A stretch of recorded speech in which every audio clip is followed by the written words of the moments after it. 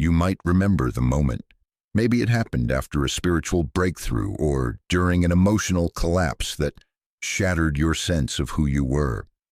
At some point along your journey, something subtle but undeniable changed within you.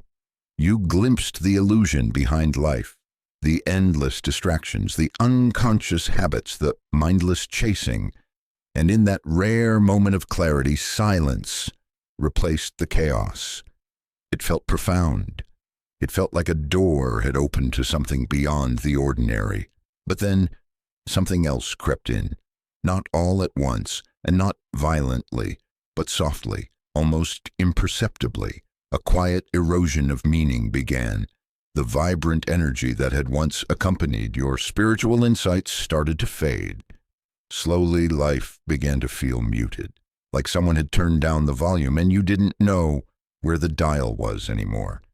You stopped striving, not out of despair or apathy, but in a deep existential sigh of resignation.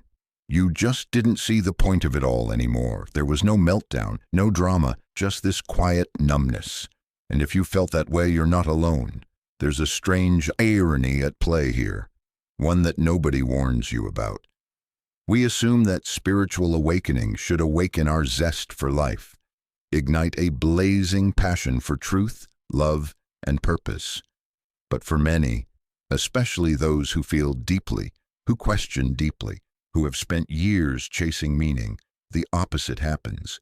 Instead of feeling energized, they feel hollow. Instead of catching fire, they feel extinguished. I remember a friend of mine, highly intelligent, spiritually engaged, the kind of person who could quote Eckhart Tolle, Alan Watts, and Krishnamurti without missing a beat. She had a profound awakening after enduring a dark night of the soul. In her words, she finally saw through the illusion of identity, of ego, of all the games we play to chase external validation. And yet, just 2 months later, she was lying in bed, staring at the ceiling, unable to care about anything. She told me, "I used to feel stressed about not achieving enough. Now I can't even care whether I do anything at all." It's a paradox that Carl Jung, the Swiss psychiatrist and founder of analytical psychology, recognized long before spiritual awakening became a buzzword on Instagram. He didn't use the trendy language of modern spirituality, but he understood the psychological mechanisms behind awakening better than most. Jung said, "Enlightenment doesn't come by imagining figures of light, but by making the darkness conscious." Sounds poetic, doesn't it? But if you sit with it long enough, it reveals its brutal truth. Spiritual awakening isn't a glorious finale. It's not the reward. It's the beginning of the unraveling, of the psychological death of the person you thought you were, the death of the ego's illusions. You begin to lose grip on everything that once gave your life structure, your ambitions, your routines, your relationships, even your sense of time and identity. But, and this is crucial, your ego doesn't vanish. It doesn't disappear into nothingness. Instead, it becomes disoriented. It loses its map. And when the ego no longer knows where it's going or what it's supposed to be doing, motivation fades. Not because you're lazy, not because you're depressed in the clinical sense, but because you're suspended in a strange psychological in-between. You've woken up from something, but you haven't yet woken up into something else. This space, this fog, is rarely talked about in spiritual circles, but Jung knew its importance. He believed our modern society does everything in its power to skip this phase, to distract us from it, to label it as dysfunction. But he saw it as sacred, a necessary void, a pause in which the old self dissolves and something more authentic has the chance to emerge. You're not broken, you're not behind. You're simply in limbo. And in that limbo, your old motivational systems begin to collapse. The drive that once came from a desire to prove yourself, to achieve, to win, to be admired or accepted, just doesn't work anymore. because those goals belong to a persona that no longer feels real to you. They were costumes tailored to a character you no longer believe in. Jung called that character the persona, the mask we all wear to navigate society, and awakening strips that mask away. So here you are, like an actor who has stepped off stage, suddenly realizing they don't know who they are without the script. You didn't lose motivation. You outgrew the fuel that once kept you going. The world may interpret your stillness as a crisis, but Carl Jung saw it differently. He believed that the goal wasn't to get rid of the ego, but to integrate it, to bring it into alignment with something deeper and more lasting. He called this process individuation, the journey of becoming whole. You stop chasing motivation and begin responding to inspiration. What you once called productivity is now replaced by presence. What you once labeled as achievement becomes alignment. You no longer live to impress, but to express. You act not to earn your place in the world, but to offer something sacred from within you. This is the mature fruit of the spiritual awakening journey. It doesn't look flashy. It's not always glamorous. There may be no applause, no social status upgrades. But there's peace, there's clarity, and there's a deep internal rightness that no external reward can match. But to stay here, to truly embody this symbolic life, you must continually return to yourself, again and again, because the world will try to seduce you back into the old game, the game of performance, of appearances, of chasing carrots on a stick. You'll be tempted to define your worth again by metrics and milestones. But now you know better. You've tasted the emptiness of ego-driven ambition, and you've met the richness that emerges when you live from soul. You've realized that being lost was not a detour, but the doorway, that the death of old motivation made space for something far more honest to be born. So what does this look like in real life? It might mean creating art no one sees, but that heals you. It might mean turning down a promotion that pays well but costs you your peace. It might mean leaving a relationship that made sense on paper but crushed your spirit. Or it might mean choosing stillness even when the world demands speed. This is what it means to live awake.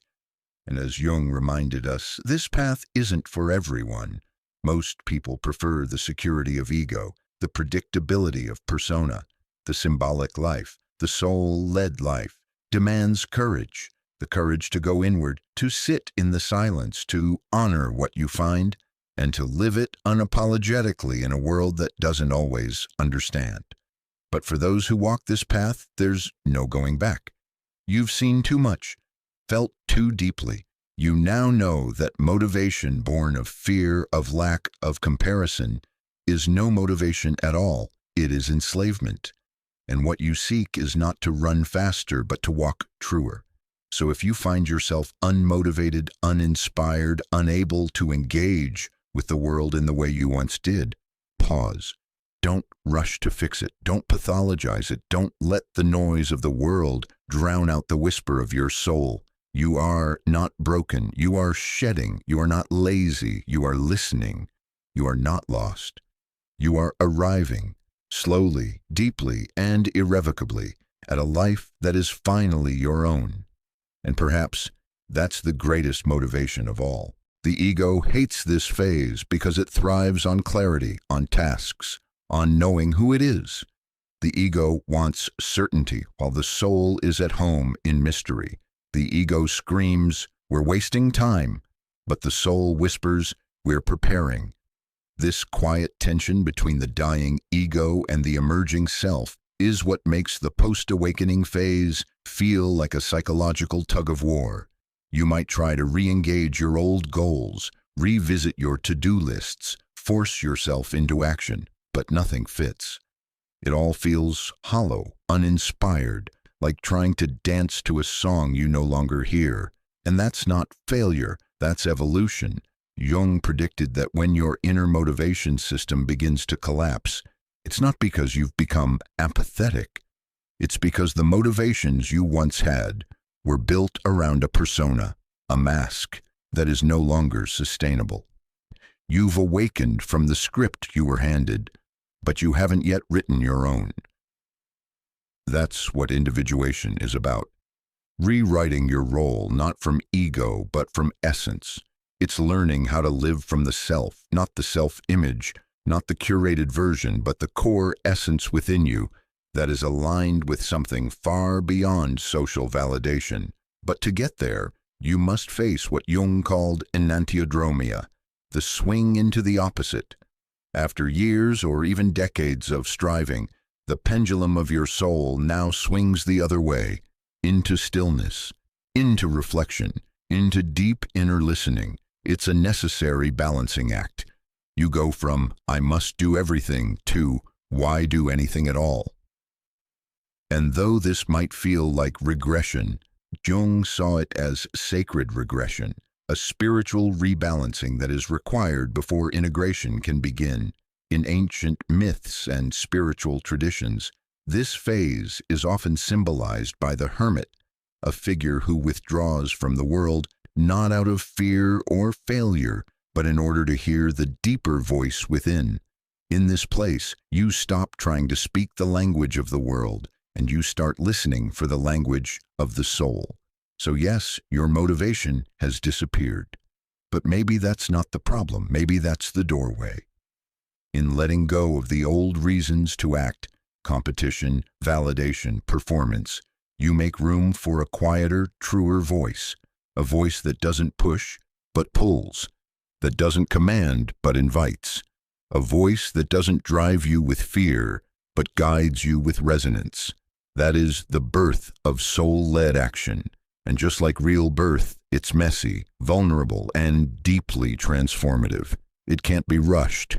It doesn't follow a checklist. But when it comes, it brings with it a motivation unlike anything you've known before. Not rooted in obligation, but in alignment. Not chasing a future, but responding to the now. This is the slow and powerful rise of the self. Emerging from the dark cocoon of spiritual stillness is not like flipping on a light switch. It's more like watching dawn break slowly after a long, uncertain night. There's no trumpet announcing your rebirth, no clear milestone to prove you've arrived. But something begins to shift deep within, a quiet inner gravity pulling you toward a new center. This new force isn't external. It doesn't come from career titles, social approval, or checkbox goals. Instead, it's an intuitive draw, a magnetic pull toward authenticity, creativity, truth. It's the soul nudging you to live not from who you think you should be, but from who you are underneath it all. Carl Jung called this the emergence of the symbolic life. To live symbolically means to infuse everyday existence with meaning.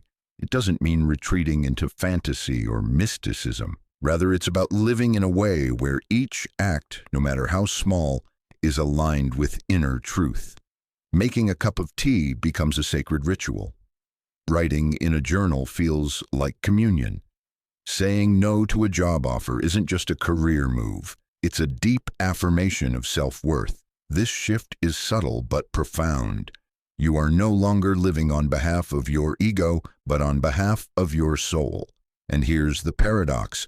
Motivation returns, but not as you knew it. It doesn't show up as restless urgency or the need to prove something. Instead, it feels more like a quiet clarity, a sense of knowing, a creative impulse that says, this is what I'm meant to build. This is what I'm meant to express. You might find yourself waking up early, not out of obligation, but because inspiration stirs before the world does. And this whole self, this true self, isn't concerned with status or appearance or metrics of success. It cares about truth. It cares about meaning. It cares about expressing what's real, even if the world doesn't reward it. Once you start awakening, your internal compass shifts. It begins rejecting what's fake. It turns away from the things that once lit a fire under your ambition. The dream job, the trophy partner, the 5-year plan pinned to your vision board. They may still look good on paper, but they no longer stir your soul. And here's the part that feels most confusing. You still want to care. You want to feel inspired again, but you can't force it. You can't fake it because your soul won't let you. It's in the middle of a massive recalibration. This is why awakening feels both liberating and terrifying. The freedom is real, but so is the disorientation. Jung warned that if you stop here, if you stay in this suspended space, you may fall into a trap he called spiritual bypassing. It's when people convince themselves that because life is an illusion, nothing matters. That detachment means disengagement, that because ego is false, the world is pointless. But the true self doesn't reject life. It redefines how we participate in it.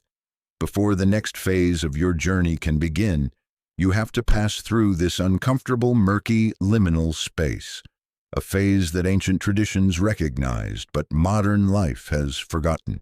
In mythology, this is the hermit stage. In alchemy, it's the nigredo, or blackening, the death before the rebirth. You are no longer the caterpillar, but you are not yet the butterfly. You are goo, undifferentiated, directionless, and unproductive. And that's okay, because in this goo, something miraculous is happening. Once your inner world has been shattered by the realization that the life you once lived was driven by constructs, egoic needs, social pressures, inherited expectations, you're no longer able to move through the world in the same way. The drive that once fueled you, the urgency to check off achievements, the ambition to prove your worth, the need to be seen, starts to evaporate. At first, this emptiness feels like failure. It feels like you've lost your spark, but that's a misinterpretation. Carl Jung saw this phase not as a loss, but as a sacred shift. Your old self, the one who lived to meet societal goals or earn external validation, has essentially died. And yet, the part of you that emerges from this inner collapse isn't fully formed yet. It's like being in a liminal space, hovering between the person you were and the person you're becoming. This is what Jung referred to as the middle passage, a necessary psychological and spiritual transition that modern culture rarely acknowledges or respects. And that middle phase, it's deeply misunderstood. You may find yourself lying awake, not with anxiety, but with numbness, not with confusion, but with a curious quiet. You don't want to do anything, and it's not out of laziness. It's that your old wants have vanished, and the new ones haven't taken form. This is not a mental illness, despite what productivity-obsessed culture may whisper in your ear. It is an ancient and valid stage of becoming. Jung believed that individuation, the journey to wholeness, is not about adding more to yourself, but about peeling away illusions to uncover what was always there. That means your soul needs silence, not stimulation, reflection, not reaction, stillness, not striving. And in this sacred stillness, the psyche begins its real work. Here's where the misunderstanding intensifies. You're not meant to stay in this space of nothingness forever, but you're also not meant to rush through it.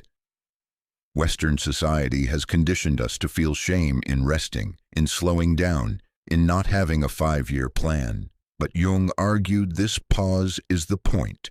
It is not a detour. It's the psychological winter necessary for the spring of the true self to emerge. It's like standing on a bridge that stretches between the known and the unknown. Behind you, the identity you once wore, the ambitions you once clung to, the self-concepts that gave you comfort. Ahead of you, a mysterious path into authenticity, into living from a deeper place. But right now, you're just standing there, in the fog, with no compass and no map. And that fog, that's the sacred cocoon. It's not glamorous, it's not poetic, it's not worthy of social media posts or spiritual hashtags. It's real and raw and unshareable. You might find yourself unable to explain what's happening to your friends or family. You just know you can't go back to who you were, and yet you don't know how to become who you're meant to be.